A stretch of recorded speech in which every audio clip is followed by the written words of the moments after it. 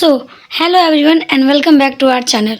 हमारा आज का कोड है BMDG171 दिव्यांगता, समाज और संस्कृति। यह वीडियो आपके लिए बहुत ही इम्पॉर्टेंट होने वाला है क्योंकि इसमें लास्ट 5 इयर्स के जितने भी most important and repeated questions है उन्हें पिक किए गए हैं और ये आपके जो आने वाले एग्ज़ाम्स हैं इग्नू के जून और दिसंबर में, उसके लिए बहुत ही इम्पॉर्टेंट होने वाला है। तो फुल एनर्जी के साथ चलिए दोस्तों हम लोग वीडियो को स्टार्ट करते हैं और एक के बाद एक क्वेश्चंस को देखते हैं। तो बेसिकली इसमें आज हम लोग पढ़ने जा रहे हैं दिव्यांगता, समाज और संस्कृति के बारे में। तो सबसे पहला क्वेश्चन है हमारा, सामर्थ्यवाद क्या है? दिव्यांगजनों के बारे में आम धारणाएं एवं भ्रांतियां क्या हैं? तो सबसे पहले हम लोग देखते हैं कि ये सामर्थ्यवाद क्या है। सामर्थ्यवाद का अर्थ एक ऐसी सामाजिक सोच से है जो केवल पूरी तरह स्वस्थ और बिना किसी शारीरिक कमी वाले व्यक्ति को ही श्रेष्ठ मानती है। तो यह एक सामाजिक सोच है सामर्थ्यवाद, जिसमें जो लोग होता है वो सोचता है कि जो भी व्यक्ति पूरी तरह से स्वस्थ है, उसके शरीर में किसी भी प्रकार का कोई कमी नहीं है, बस वही व्यक्ति श्रेष्ठ है। जब समाज शारीरिक रूप से मजबूत लोगों को बेहतर समझता है और दिव्यांग व्यक्तियों को हीन भावना से देखता है तो उसे सामर्थ्यवाद कहा जाता है। तो इसमें लोग जो स्वस्थ व्यक्ति उन्हें श्रेष्ठ मानते हैं और जो भी दिव्यांग व्यक्ति है ना, उन्हें बहुत ही हीन भावना से देखते हैं। तो इसी को हम लोग सामर्थ्यवाद कहते हैं। यह सोच मानती है कि जो व्यक्ति देख, सुन या चल नहीं सकता उसका जीवन बेकार है और वह समाज के लिए केवल एक बोझ है। इस गलत सोच के कारण दिव्यांगजनों को आगे बढ़ने का समान अवसर नहीं मिल पाता है। अब हम देखते हैं इसकी आम धारणाएं और भ्रांतियां, जिसमें से पहला है बेचारगी और दया का पात्र। तो समाज में लोग यह मानते हैं कि दिव्यांग व्यक्ति हमेशा दुखी रहते हैं और वे अपने जीवन में कभी खुश नहीं रह सकते।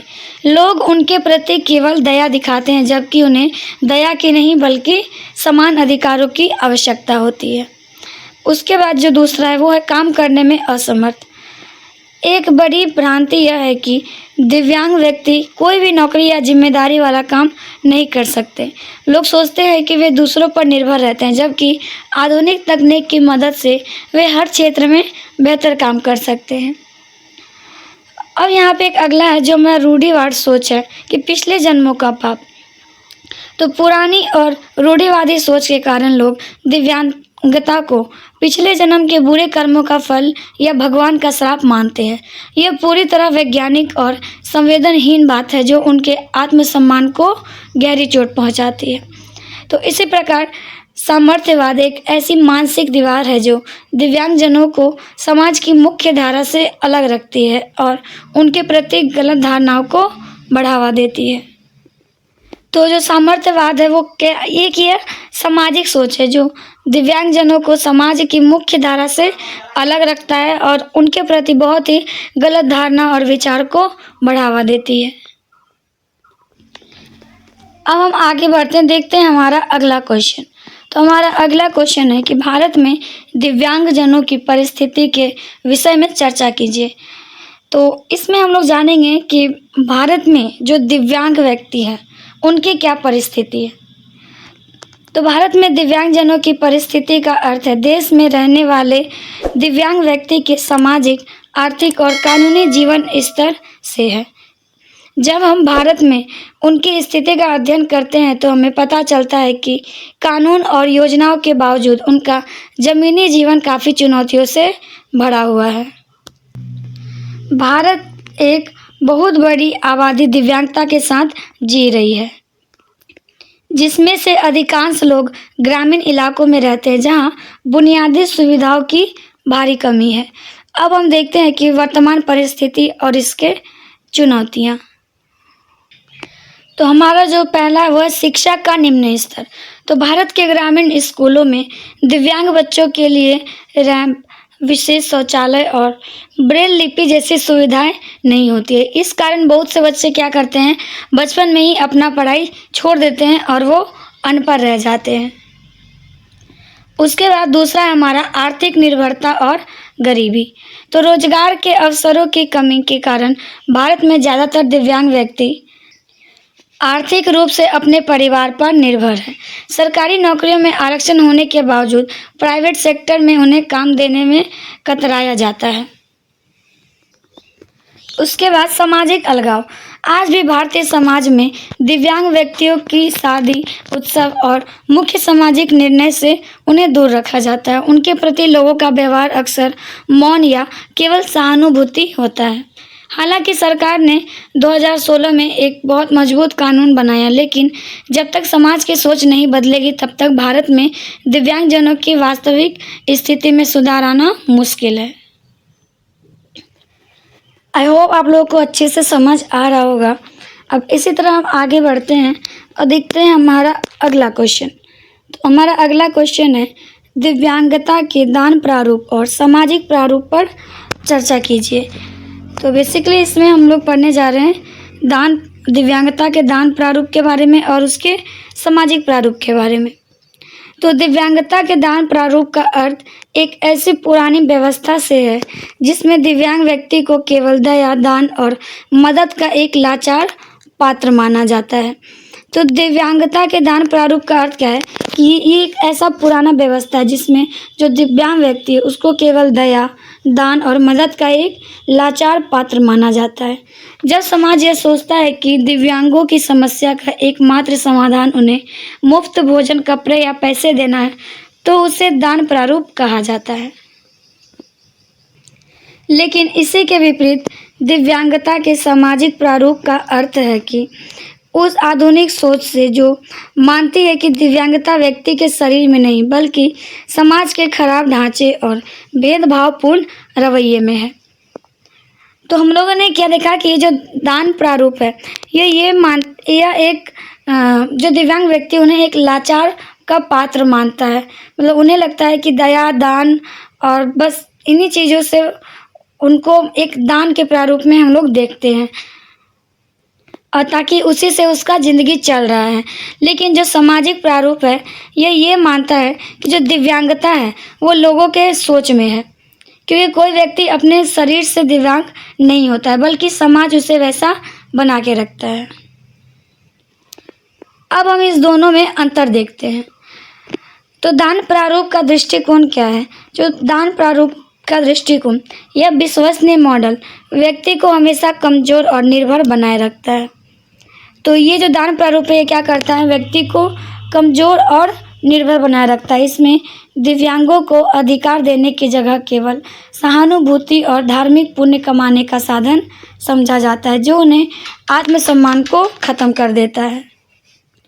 लेकिन वहीं जो सामाजिक प्रारूप का दृष्टिकोण है ये कहता है कि यदि एक व्यक्ति व्हील चेयर पर है और वह बिल्डिंग में नहीं जा रहा तो गलती उसके पैरों की नहीं बल्कि उस बिल्डिंग में रैंप न बनाने वाले सामाजिक व्यवस्था की गलती है।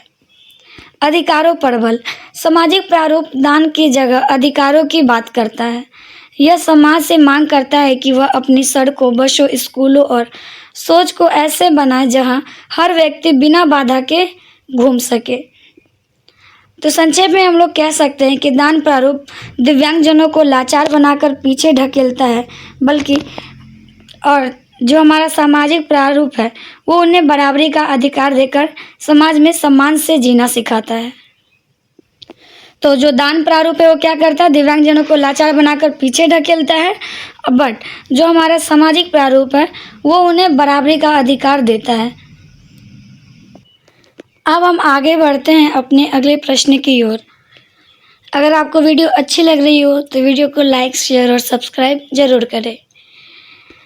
हमारा अगला क्वेश्चन कह रहा है कि दिव्यांगजनों को काम और रोजगार के संबंध में किन चुनौतियों का सामना करना पड़ता है। तो इसमें हमें बताना है कि जो दिव्यांग व्यक्ति है उसे काम और रोजगार के लिए कैसी कैसी चुनौतियों का सामना करना पड़ता है। तो काम और रोजगार के संबंध में चुनौतियों का अर्थ उन सभी दिक्कत और बाधाओं से है जो एक दिव्यांग व्यक्ति को नौकरी ढूंढने, काम करने और पैसा कमाने के दौरान झेलना पड़ता है। जब कोई पढ़ा लिखा दिव्यांग व्यक्ति अपनी योग्यता के बाद भी केवल शारीरिक कमी के कारण काम से बाहर कर दिया जाता है तो वह उसकी सबसे बड़ी चुनौती होती है। रोजगार न मिलने से वे आर्थिक रूप से कभी आज़ाद नहीं हो पाते। तो इसकी मुख्य चुनौतियों में सबसे पहला है कि भर्ती में भेदभाव। तो बहुत सी कंपनियां इंटरव्यू के दौरान ही दिव्यांग उम्मीदवारों को यह सोचकर बाहर कर देती है कि वे सामान्य लोगों की तरह तेजी से काम नहीं कर पाएंगे। यह उनकी मानसिक क्षमता को नज़रअंदाज करने जैसा है। उसके बाद जो हमारा दूसरा है वह है कार्यस्थल का माहौल। तो अधिकांश ऑफिस और कारखाने दिव्यांगों के अनुकूल नहीं बने होते हैं। वहाँ व्हील चेयर के लिए लिफ्ट या रैंप नहीं होते और दृष्टिबाधित लोगों के लिए विशेष कंप्यूटर सॉफ्टवेयर की व्यवस्था नहीं की जाती है। कम वेतन और पद उन्नति की कमी। यदि उन्हें नौकरी मिल भी जाती है तो वह अक्सर उन्हें कम वेतन वाले छोटे काम पर रखा जाता है।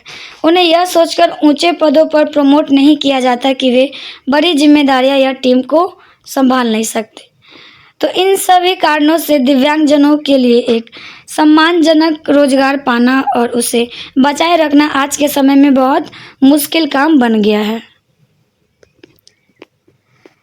So the next question is, दिव्यांगता के विषय में विश्व के विभिन्न धर्मों की क्या सोच है। तो विश्व के विभिन्न धर्मों की सोच का अर्थ उन धार्मिक मान्यताओं, कथाओं और पवित्र ग्रंथों के विचारों से है जो दिव्यांगता और दिव्यांग व्यक्ति के बारे में लिखे गए हैं। इतिहास गवाह है कि दुनिया के अलग अलग धर्मों ने दिव्यांगता को अपने अपने नज़रिए से देखा है, जिसमें कुछ सकारात्मक बातें भी हैं और कुछ रूढ़िवादी भ्रांतियां भी शामिल है। अब हम आगे देखते हैं कि इसके विभिन्न धार्मिक दृष्टिकोण क्या क्या हैं। सबसे पहले हम यहाँ पे देखते हैं हिंदू धर्म का। तो हिंदू ग्रंथों में कर्म के सिद्धांत को माना गया है, जिसके कारण कई बार लोग दिव्यांगता को पिछले जन्मों के कर्मों का फल मानते हैं। हालांकि अष्टावक्र और सूरदास जैसे महान ऋषियों और कवियों का सम्मान भी इसी संस्कृति का हिस्सा है। तो हिंदू धर्म क्या मानता है, इसके ग्रंथ के अनुसार मतलब जो इसका सिद्धांत है वो कर्म है, जिसके कारण कई बार जो लोग हैं वो दिव्यांगता को पिछले जन्म का पाप मानते हैं या फिर उसके कर्मों का फल मानते हैं।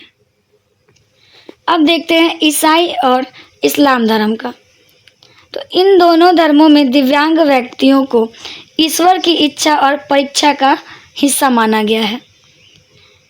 इनमें दिव्यांगों की सेवा करने और उन्हें दान व मदद देने पर बहुत जोर दिया जाता है, जो कि दान प्रारूप को बढ़ावा देती है। तो ईसाई और इस्लाम धर्म क्या मानता है कि वो जो दिव्यांग व्यक्ति है वो ईश्वर की इच्छा और एक उनकी परीक्षा का हिस्सा है। उसके बाद हमारा बौद्ध और जैन धर्म, ये धर्म करुणा और अहिंसा पर टिके हैं। बौद्ध धर्म और जैन धर्म, और ये हर जीव के प्रति दया का भाव रखते हैं, इसलिए ये दिव्यांगजनों को समाज में बिना किसी भेदभाव के अपनाने और प्रेम की सीख देते हैं। तो यहाँ हम देख पा रहे हैं कि धार्मिक विचारों ने जहाँ एक तरफ दिव्यांगों के लिए समाज में दया। अब नेक्स्ट क्वेश्चन की, दिव्यांग बच्चों के परिवारों के अनुभव पर चर्चा कीजिए। तो इसमें हम जानेंगे कि अगर कोई बच्चा दिव्यांग है तो उसके परिवार के क्या अनुभव होते हैं। तो परिवारों के अनुभव का अर्थ उन सभी मानसिक, आर्थिक और सामाजिक परिस्थितियों से है जो एक परिवार अपने घर में दिव्यांग बच्चे के जन्म के बाद महसूस करता है। जब किसी घर में एक दिव्यांग बच्चा पैदा होता है तो माता पिता और भाई बहनों का पूरा जीवन बदल जाता है। उन्हें एक साथ कई मोर्चों पर समाज और अपनी आर्थिक स्थिति से लड़ना पड़ता है। पारिवारिक अनुभव और उनकी भावनाएं। तो मानसिक तनाव और चिंता। तो पहला इसमें क्या है, मानसिक तनाव और चिंता। तो बच्चे की दिव्यांगता का पता चलते ही माता पिता गहरे सदमे और दुख में चले जाते हैं। उन्हें हमेशा यह चिंता सताती है कि उनके बाद इस बच्चे की देखभाल कौन करेगा और यह समाज में कैसे जिएगा। भारी आर्थिक खर्च। दिव्यांग व्यक्ति के बच्चे के इलाज, विशेष थेरेपी, महंगे उपकरण और विशेष स्कूलों की फीस के कारण परिवार पर बहुत बड़ा आर्थिक बोझ पड़ता है, जिससे घर का पूरा बजट भी बिगड़ जाता है। सामाजिक ताने और अकेलापन। समाज के लोग अक्सर ऐसे परिवार को हीन भावना से देखते हैं या उन्हें ताने मारते हैं। इन कारण कई परिवार शादियों या पार्टियों में जाना बंद कर देते हैं और खुद को समाज से पूरी तरह अलग कर लेते हैं। तो इन तमाम मुश्किलों के बावजूद बहुत से परिवार अपने दिव्यांग बच्चों को अटूट प्रेम देते हैं और उन्हें आत्मनिर्भर बनाने के लिए अपना पूरा जीवन समर्पित कर देते हैं। नेक्स्ट है हमारा अब दिव्यांग जन अधिकार अधिनियम 2016 की मुख्य विशेषताएं। तो इसमें हम लोग पढ़ेंगे दिव्यांग जन अधिकार अधिनियम जो 2016 में बना था वो और उसके जो मुख्य विशेषताएं हैं उनके बारे में। तो दिव्यांग जन अधिकार 2016 का अर्थ भारत सरकार द्वारा पारित एक ऐसे ऐतिहासिक और शक्तिशाली कानून से है जो दिव्यांग व्यक्तियों को समाज में समानता और सुरक्षा देने की गारंटी देता है। तो ये दिव्यांग जन अधिकार अधिनियम क्या है? यह भारत सरकार द्वारा पारित ऐतिहासिक और शक्तिशाली कानून है जो दिव्यांग व्यक्तियों को समाज में समानता और सुरक्षा की गारंटी देता है। जब इस कानून को लागू किया गया तो इससे पुराने 1991 के कानून की जगह ली और दिव्यांगजनों के अधिकार को एक नई कानूनी ताकत मिली। यह कानून भारत में उनके जीवन को बदलने का सबसे बड़ा साधन है और इसकी जो मुख्य विशेषताएं हैं अब हम वो देखते हैं, जिसमें से पहला है दिव्यांगता के प्रकारों में वृद्धि। तो इस कानून के तहत दिव्यांगता की श्रेणियों को 7 से बढ़ाकर 21 कर दिया गया। इसमें एसिड अटैक पीड़ित, उसके बाद थैलेसीमिया और बौनापन जैसी स्थितियों को भी शामिल किया गया ताकि अधिक लोगों को लाभ मिल सके। उसके बाद आरक्षण में बढ़ोतरी हुई। सरकारी नौकरियों में दिव्यांग के लिए आरक्षण को 3% से बढ़ाकर 4% कर दिया गया और उच्च शिक्षा के सरकारी संस्थानों में इसे बढ़ाकर 5% कर दिया गया। सख्त सजा का प्रावधान, मतलब इसमें अगर कोई व्यक्ति किसी दिव्यांगजन का अपमान करता है, उनके अधिकारों को छीनता है या उन्हें प्रताड़ित करता है तो उसके लिए जेल और भारी जुर्माना का कड़ा नियम बनाया गया। तो ये जो अधिनियम है यह पूरी तरह से अधिकारों पर आधारित है जो दिव्यांगजनों को समाज में सिर उठाकर जीने और अपनी योग्यता साबित करने का मौका देता है। उसके बाद है हमारा अगला क्वेश्चन अब कि दिव्यांगजनों के सशक्तिकरण में नागरिक समाज की भूमिका। तो नागरिक समाज की भूमिका का अर्थ उन सभी गैर सरकारी संगठन जिसे हम NGO कहते हैं, उसके बाद सामाजिक कार्यकर्ताओं, छात्र समूह और जागरूक नागरिकों के प्रयास से है जो सरकार से अलग होकर समाज सुधार का काम करते हैं।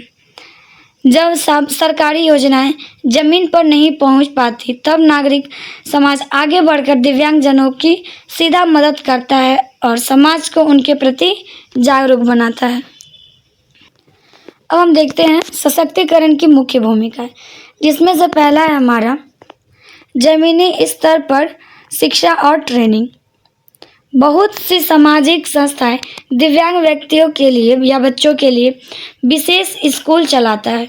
वे उन्हें कंप्यूटर चलाना, सिलाई कढ़ाई और मोबाइल रिपेयरिंग जैसे हुनर सिखाकर आत्मनिर्भर बनाता है। अगला है कानूनी अधिकारों के लिए संघर्ष। तो नागरिक समाज के संगठन दिव्यांगों के हक के लिए अदालत में केस लड़ते हैं और सरकार पर दबाव बनाते हैं कि सड़कों और रेलवे स्टेशनों को व्हीलचेयर अनुकूल बनाया जाए। उसके बाद अगला और लास्ट है हमारा जागरूकता अभियान। तो ये समूह नुक्कड़ नाटक, सोशल मीडिया और सेमिनारों के जरिए आम जनता की सोच को बदलते हैं, ताकि लोग जो है दिव्यांगों को कमज़ोर समझने की जगह उन्हें अपना बराबर साथी माने। तो एट द एंड हम लोग कह सकते हैं कि जो नागरिक समाज, सरकार और दिव्यांगजनों के बीच एक मजबूत पुल का काम करती है। तो जो नागरिक है, नागरिक समाज जो क्या करती है, सरकार और दिव्यांगजन के बीच पुल का काम करती है और उन्हें समाज की मुख्य धारा में शामिल करने का प्रयास करती है। अब है अगला हमारा वृद्ध दिव्यांग व्यक्तियों के मुद्दे और चुनौतियाँ। वृद्ध दिव्यांग व्यक्तियों के मुद्दे का अर्थ उन दोहरी समस्याओं और कठिनाइयों से है जो एक व्यक्ति को बुढ़ापे और दिव्यांगता एक साथ आने पर झेलनी पड़ती है। तो इसका क्या अर्थ है कि जब कोई व्यक्ति बूढ़ा हो, ऊपर से वो दिव्यांग हो, तो उसको क्या करना पड़ता है, दोहरी समस्या झेलना पड़ता है। मतलब हर चीज़, मतलब डबल प्रॉब्लम हो जाता है उसको। जब कोई व्यक्ति अब बूढ़ा भी हो जाता है और शारीरिक रूप से दिव्यांग भी होता है, तो उसका जीवन सामान्य से कई अधिक कठिन हो जाता है। ऐसे व्यक्तियों की शारीरिक शक्ति पूरी तरह खत्म हो जाती है और वे पूरी तरह दूसरों पर आश्रित हो जाते हैं। अब हम देखते हैं इनकी मुख्य चुनौतियाँ क्या क्या है। तो हमारा इसमें से पहला चुनौती है स्वास्थ्य की बिगड़ती स्थिति। तो बुढ़ापे के कारण शरीर में कई नई बीमारियां आ जाती है, जिससे पुरानी दिव्यांगता का दर्द और बढ़ जाता है। उनके लिए नियमित इलाज और महंगी दवाइयाँ खरीदना अत्यंत कठिन हो जाता है, क्योंकि उनकी आय का कोई साधन नहीं होता। अगला है अकेलापन और उपेक्षा। अक्सर परिवार के लोग बूढ़े दिव्यांग व्यक्तियों को एक अतिरिक्त खर्च और बोझ मानने लगते हैं। उन्हें घर के एक कोने में छोड़ दिया जाता है, जिससे वे गहरे मानसिक तनाव और अकेलेपन का शिकार हो जाते हैं। पेंशन और सुरक्षा की कमी। तो भारत में वृद्ध दिव्यांग के लिए मिलने वाली सरकारी पेंशन की राशि बहुत कम है। बैंकों और सरकारी दफ्तरों का चक्कर काटना उनके लिए शारीरिक रूप से लगभग असंभव और थका देने वाला काम होता है। तो इन बुजुर्गों को समाज में सबसे अधिक सहारे और सम्मान की ज़रूरत होती है, लेकिन अक्सर इन्हें पूरी तरह अनदेखा कर दिया जाता है, जो कि एक गंभीर मानवीय मुद्दा है। नेक्स्ट क्वेश्चन है दिव्यांगता और जेंडर। तो दिव्यांगता और जेंडर का अर्थ उस दोहरे भेदभाव से जो एक महिला को समाज में दिव्यांग होने के साथ साथ एक स्त्री होने के कारण झेलना पड़ता है। तो दिव्यांगता और जेंडर का अर्थ क्या है? यह एक उस दोहरे भेदभाव की ओर संकेत करता है जो एक महिला को समाज में दिव्यांग होने के साथ साथ एक स्त्री होने के कारण झेलना पड़ता है। जब हम इस विषय को समझते हैं तो पता चलता है कि एक दिव्यांग पुरुष की तुलना में एक दिव्यांग महिला का जीवन समाज में कई अधिक असुरक्षित और शोषण से भरा होता है। उन्हें जेंडर और शारीरिक कमी दोनों की मार एक साथ झेलनी पड़ती है। अब देखते हैं हम इसके भेदभाव के जो मुख्य क्षेत्र हैं, जिनमें से पहला है शादी और परिवार में उपेक्षा।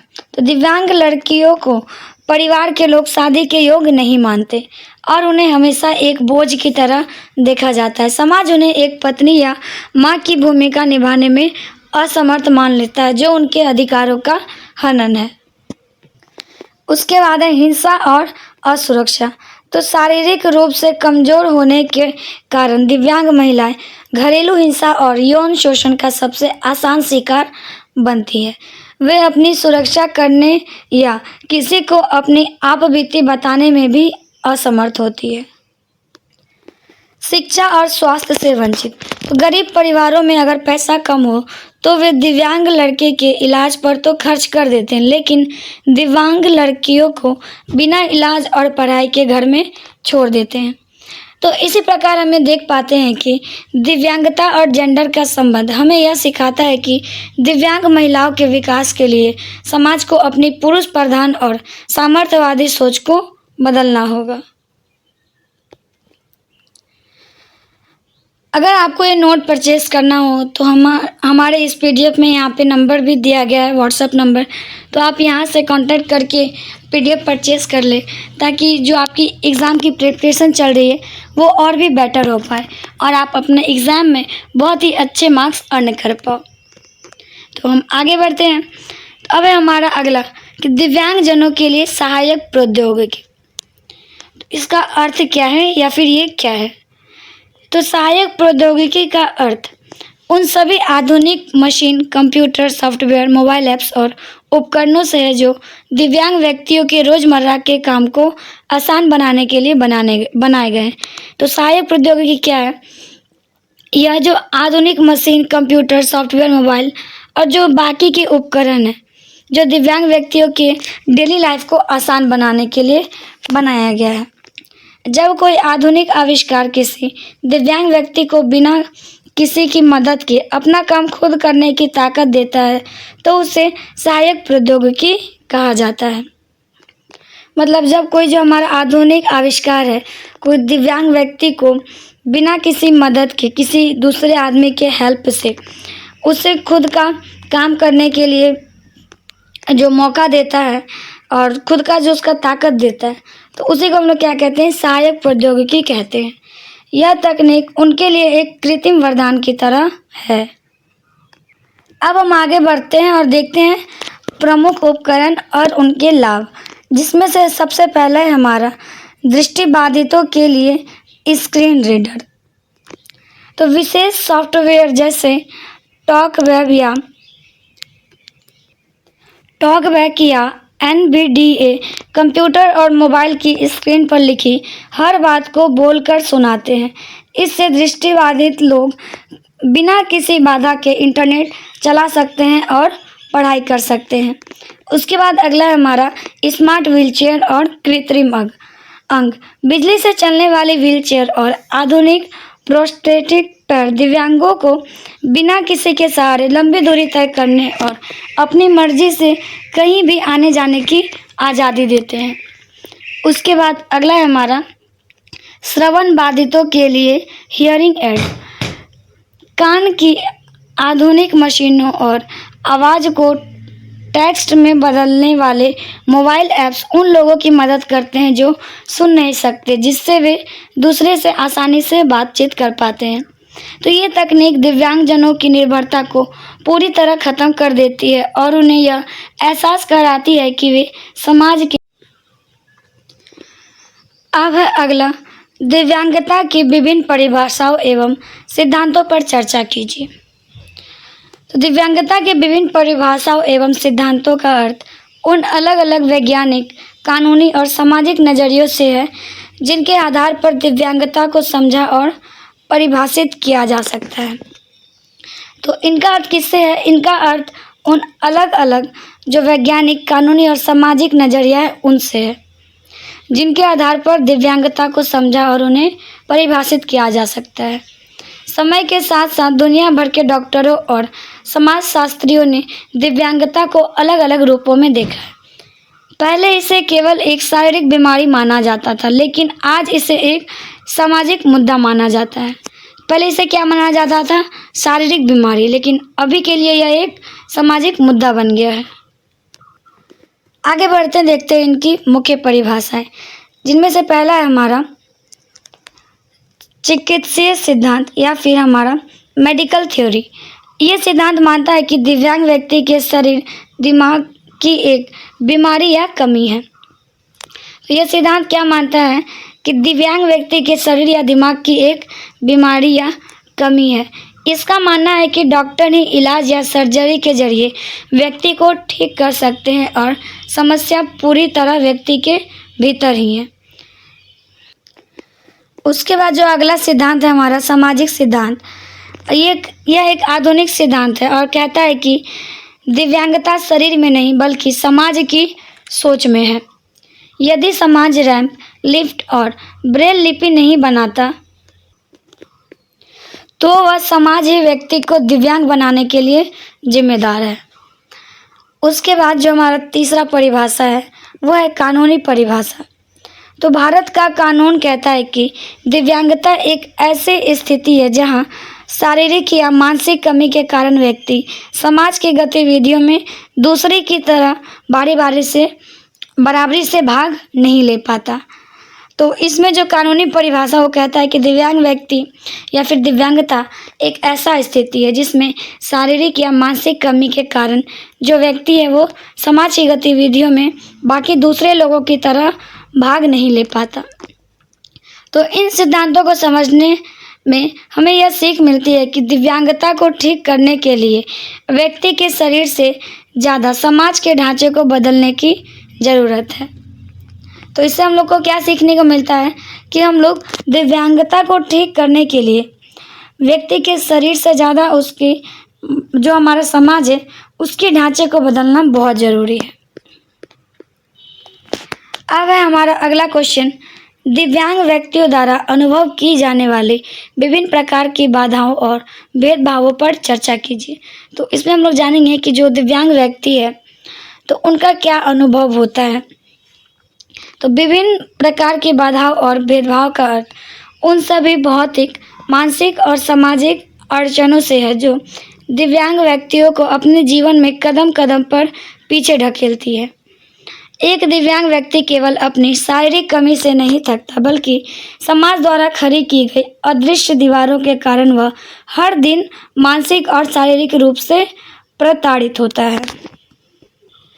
अब हम आगे देखते हैं कि अनुभव किए जाने वाले जो मुख्य भेदभाव हैं उन्हें, जिसमें से पहला है हमारा भौतिक या ढांचागत बाधा है। तो हमारे देश में अधिकांश बस स्टैंड, रेलवे स्टेशन, सरकारी दफ्तर, बैंक और फुटपाथ इस तरह बने हैं जहां व्हीलचेयर नहीं जा सकती।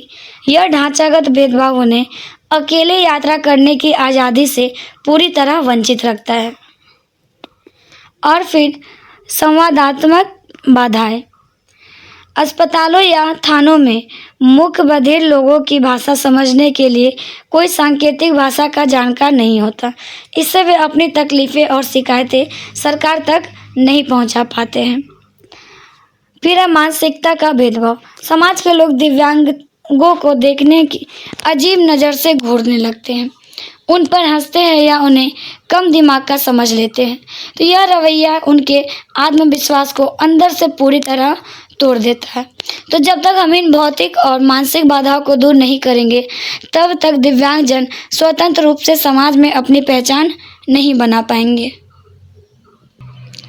अब अगला क्वेश्चन, सहायक प्रौद्योगिकी क्या है? यह दिव्यांग व्यक्तियों के जीवन की गुणवत्ता को कैसे बेहतर बनाती है?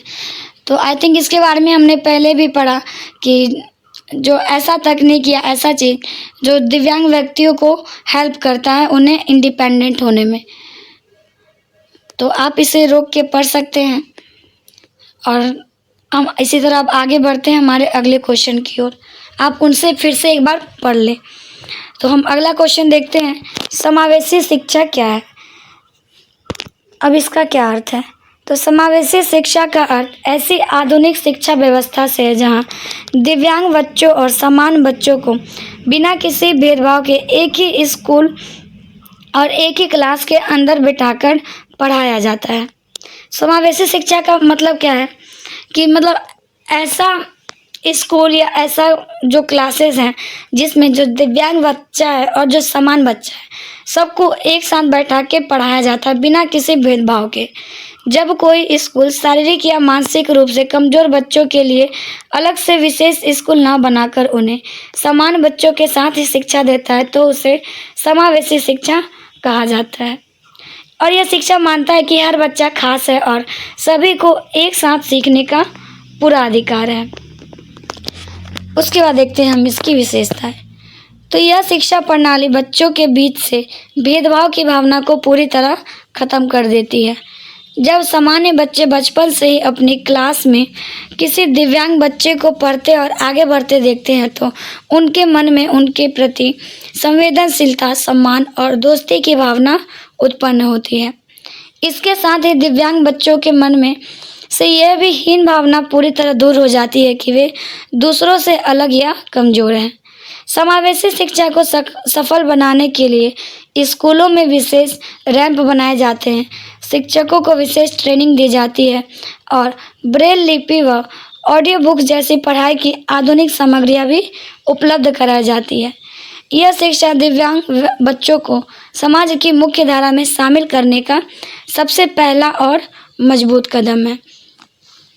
तो आई होप आप लोगों को सब कुछ अच्छे से समझ आ गया होगा और इसमें हम पूरे वीडियो के माध्यम से हमने जाना कि दिव्यांगता क्या है और वो समाज पे क्या इफ़ेक्ट डालता है, समाज क्या सोचता है, हम लोग कैसे सुधार कर सकते हैं और इसके मॉडल क्या क्या हैं। तो वीडियो के लास्ट तक बने रहने के लिए आप लोगों का बहुत बहुत धन्यवाद और ये हमारी पूरी प्रयास रहेगी कि हम आपको इजी से इजी वर्ड में सब कुछ पढ़ाएं और समझाएं। वीडियो अच्छी लगी हो लाइक शेयर और सब्सक्राइब जरूर करें। Thank you for watching. मिलते हैं अगली वीडियो में।